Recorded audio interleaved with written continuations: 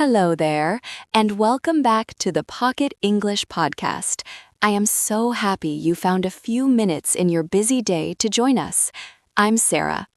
And I'm Mark. Hello, everyone. We are here to help your English grow, one simple lesson at a time. Mark, I want you to imagine a situation. You are standing in line at a coffee shop. You see someone you know, maybe a neighbor or a colleague. You smile. You say hello. They say, "Hi, how are you?" You say, "I'm fine, thanks." And then, silence. Oh, I know that feeling very well. It is terrible. My hands start to sweat. I look at the floor. I look at my phone. I desperately want to say something more, but my mind is completely blank. The only thing I can hear is a clock ticking in my head. Exactly. That moment is what we call the awkward silence. It happens to almost every English learner. You know how to start the conversation with a greeting, but you don't know how to bridge the gap to a real topic.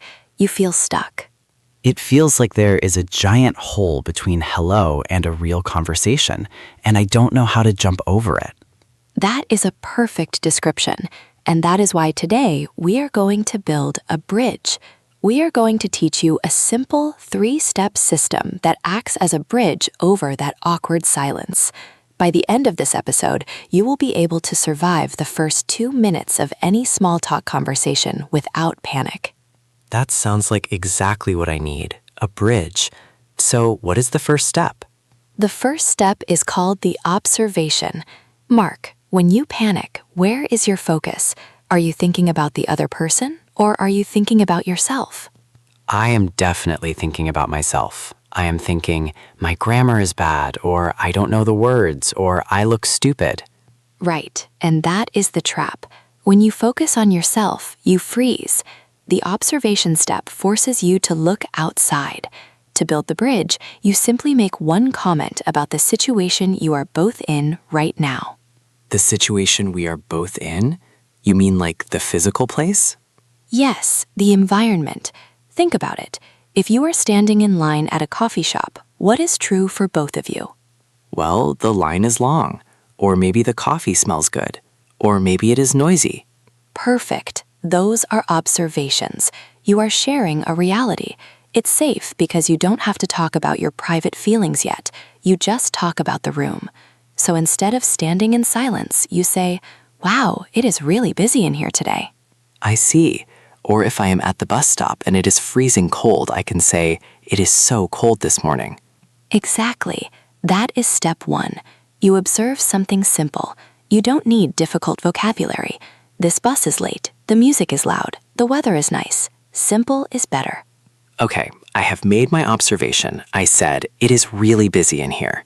But Sarah, what if they just nod and say nothing? That brings us to step 2, the soft question. This is the most important plank in our bridge. You need to turn your observation into an invitation. You need to open the door for them to speak. I often try to ask questions, but sometimes I feel like a police officer. I ask things like, "Where do you live?" or "What is your job?" and the other person looks uncomfortable. Yes, we want to avoid interview mode. Interview mode is when you ask difficult personal questions too early. It feels like high pressure. Instead, we use a soft question. A soft question is just asking for their opinion on the observation you just made. Can you give me an example? Sure. Let's go back to the coffee shop. Step 1, observation. It is really busy in here today. Step 2, soft question. Do you come here often? Ah, that is much more natural. It connects to the situation. What about the weather example? Step 1, it is so cold this morning. Step 2, do you think it will snow?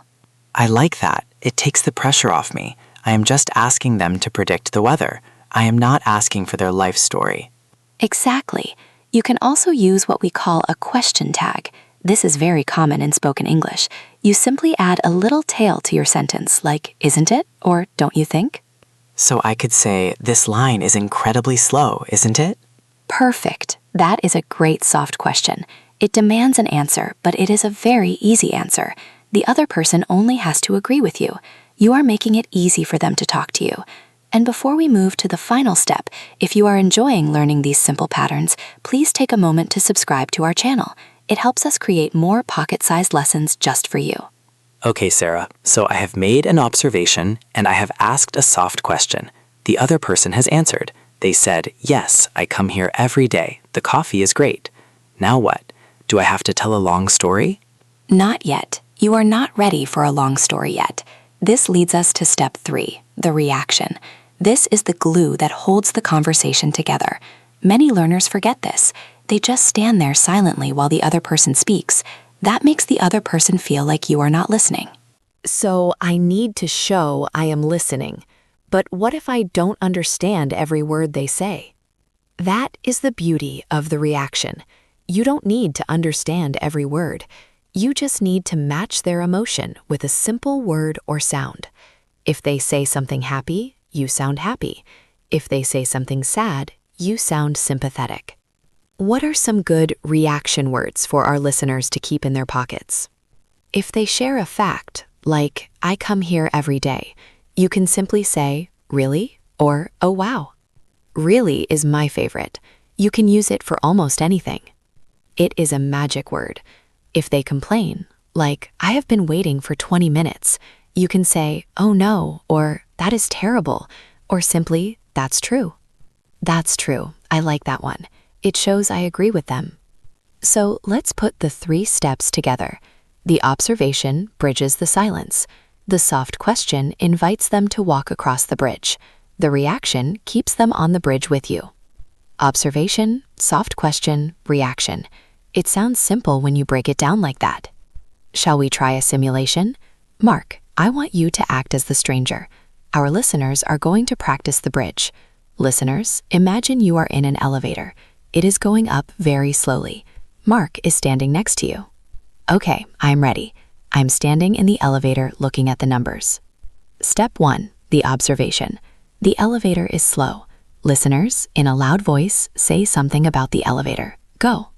Pause for listener response. Did you say, this elevator is slow? Great. Now, step 2, the soft question. Ask Mark if this is normal. Go. Pause for listener response. Did you say, is it always this slow? Or does it always take this long? Now, listen to Mark's answer. Yes, unfortunately. It is old and it breaks down once a week. I think we might be stuck. Step 3, the reaction. Mark just gave you bad news. How do you react? Go. Pause for listener response. Did you say, oh no, or really, or that is terrible? If you did, congratulations. You just had a full small talk exchange without panicking. That felt very natural. And you know what? Once you do those 3 steps, usually the nervousness disappears. You are already talking. The hard part is over. Exactly. The bridge is just to get you started. Once you are across, you can ask about their weekend, their work, or anything else, but you need the bridge to get there. Sarah, what if I try this and I make a grammar mistake? What if I say the elevator is slowly instead of slow? Mark, that is a great question, and the honest answer is, it does not matter. The goal of the bridge is connection, not perfection.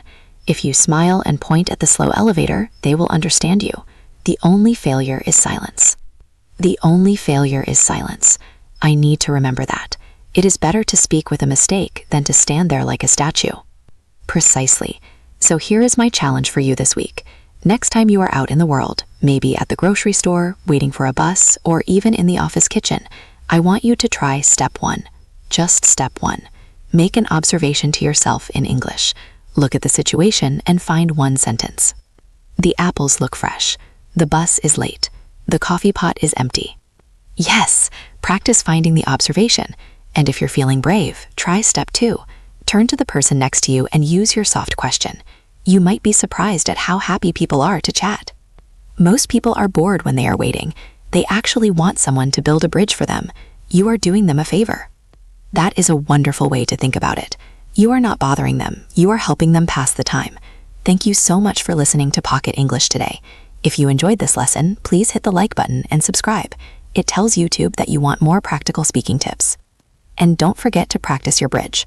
Observation, soft question, reaction. You can do this. We believe in you. Press play, relax, and let your English grow. see you in the next episode. Bye, everyone.